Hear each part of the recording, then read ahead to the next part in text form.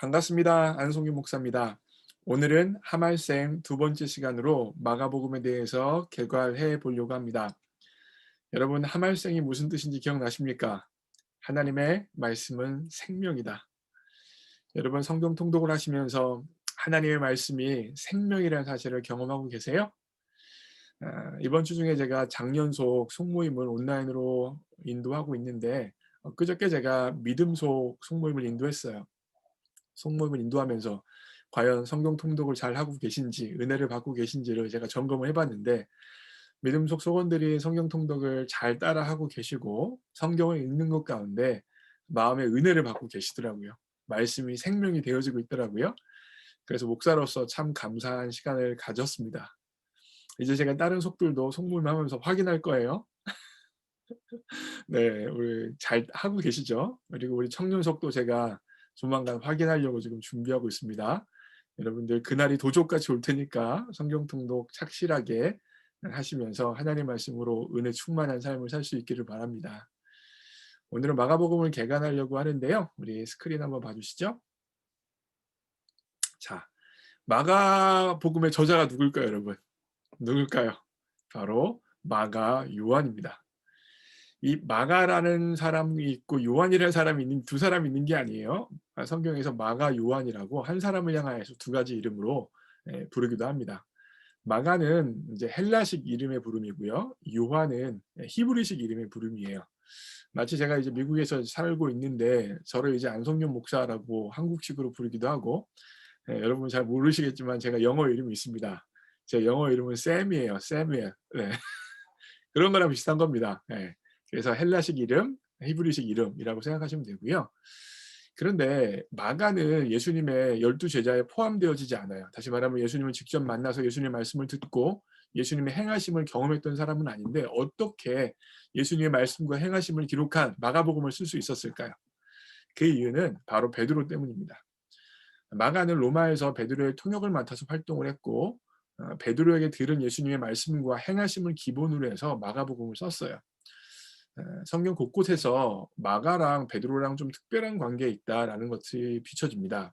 대표적인 경우가 베드로가 사도행전 12장에서 감옥에서 탈옥을 하고 나서 가장 먼저 간 집이 바로 마가네 집이에요.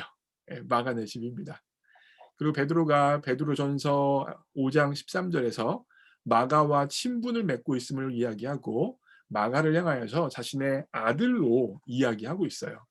그러니까 영적으로 굉장히 친밀하고 베드로와 마가는 굉장히 많은 시간을 함께 보냈던 것 같아요. 그러면서 베드로가 뭐 자신을 자랑했겠습니까? 예수님을 이야기를 했겠죠. 내가 예수님에게 들은 말은 이야기고 예수님이 이런 일들을 행하시는 것을 봤고 그때 내가 이런 이야기를 했어. 이렇게 베드로가 하나둘씩 이야기하면서 예수님에 대해서 간증하고 전했겠죠. 그런 것들을 마가가 모아서 마가복음을 기록한 거예요.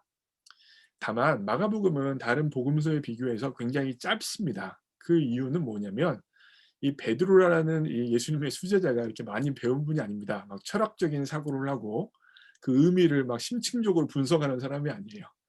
예수님과 있었던 일, 예수님이 하셨던 말씀을 아무래도 배움이 짧은 분이기 때문에 간략간략하게 이야기했을 거란 말이죠. 그래서 동일한 사건을 기록했더라도 마가복음의 기록과 다른 복음서의 기록을 비교해 보면 마가복음이 굉장히 간결하고 함축적인, 굉장히 간결해요. 짧습니다. 예.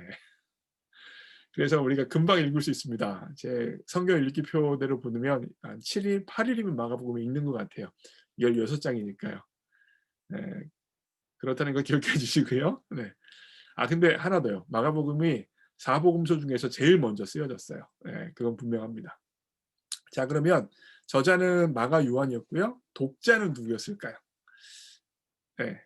독자는 로마에 살고 있는 이방인 그리스도인들이었습니다. 여러분, 저자랑 독자를 기억하는 건 굉장히 중요해요. 왜냐하면 저자는 독자를 염두에 두고 독자에 맞게 글을 쓰기 때문입니다.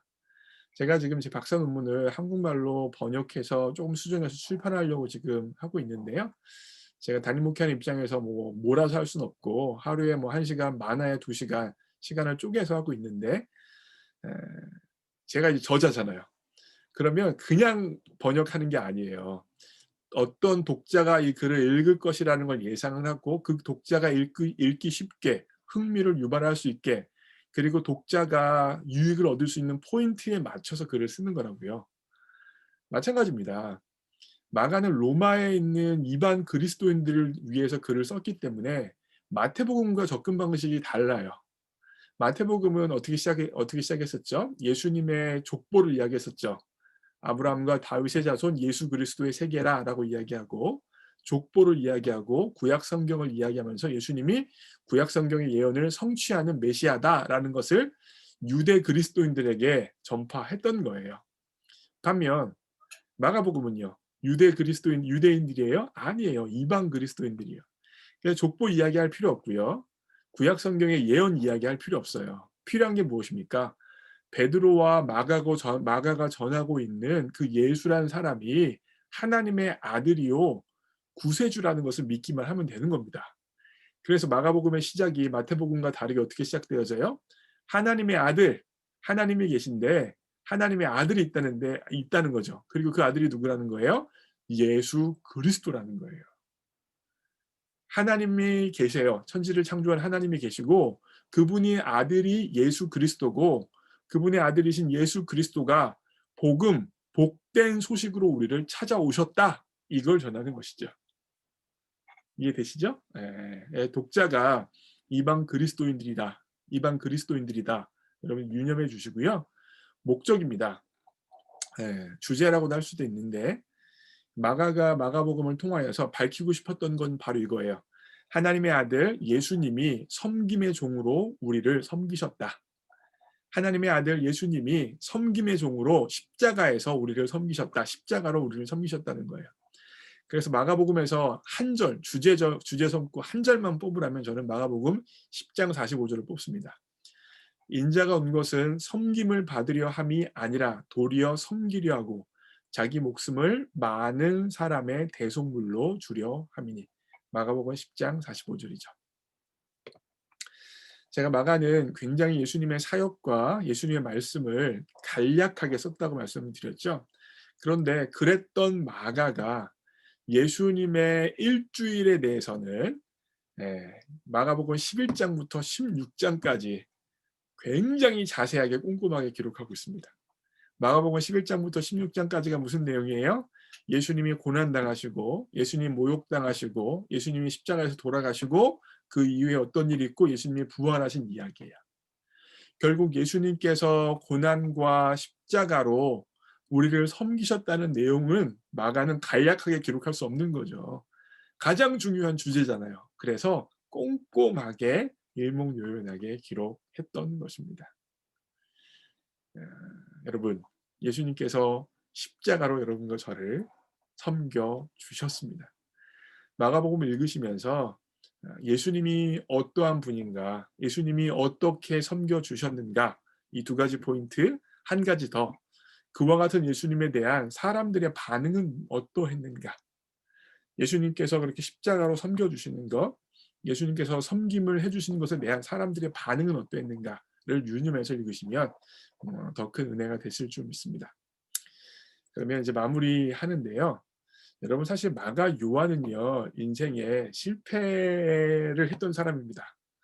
무슨 말씀이냐면 바나바와 바울이 1차 전도 여행을 하면서 이 마가라는 사람을 데려갑니다. 그런데 마가라는 사람이 선교 여행 중에서 이탈하고 벗어나게 되어져요. 도망가는 것이죠. 아마도 선교 여행이 어려웠는지 마가는 빠져버립니다. 중간에. 그래서 그것으로 인하여서 바나바와 바울이 좀 마음이 상하고 어려웠던 것 같아요. 그러다가 1차 전도 여행을 마치고 2차 전도 여행을 떠나게 되어지죠. 2차 전도 여행을 떠났어요. 바나바는 바나바는 마가를 데려가자 2차 전도 여행에 데려가자 하는데 대쪽 같은 바울은 도망갔던 마가 데려갈 수 없다라고 이야기하면서 마가를 데려가지 않을 것을 주장합니다. 결과적으로 바나바와 바울이 다투게 되어지고 바울은 마가와 바나바 없이 전도 여행을 떠나고 바나바는 마가를 데리고 구브로 쪽으로 전도 여행을 떠나게 되어지는 것이죠. 참 전도 여행에서 도망가고 피하고 결과적으로 바울과 바나바를 갈라지게 했던 역할을 했던 것이 누구예요? 바로 마가복음을 쓴 마가라는 사람입니다. 어떤 면에서 보면 굉장히 큰 실패, 연약함, 부족함이 있었던 사람이죠. 그런데 그 마가라는 사람을 하나님께서 세우셔서 영감을 주시고 도와주셔서 마가복음을 쓸 수 있는 사람으로 만들어 주셨어요. 그리고 이후에 사도 바울 또한 이 마가를 하나님의 손에 붙들려서 회복되어 주고 성장하고 있는 마가를 인정하고 동역자로 받아주는 것을 볼 수 있습니다. 이와 같은 것들이 우리에게 의미하는 바가 무엇입니까? 우리가 때때로 실패하고 연약하고 넘어지더라도 하나님께서는 하나님의 은혜는 우리를 회복시킨다는 것입니다. 우리를 새롭게 시작할 수 있는 새로운 시작점을 마련해 주신다는 것입니다. 그게 바로 마가가 마가복음을 썼다는 것입니다.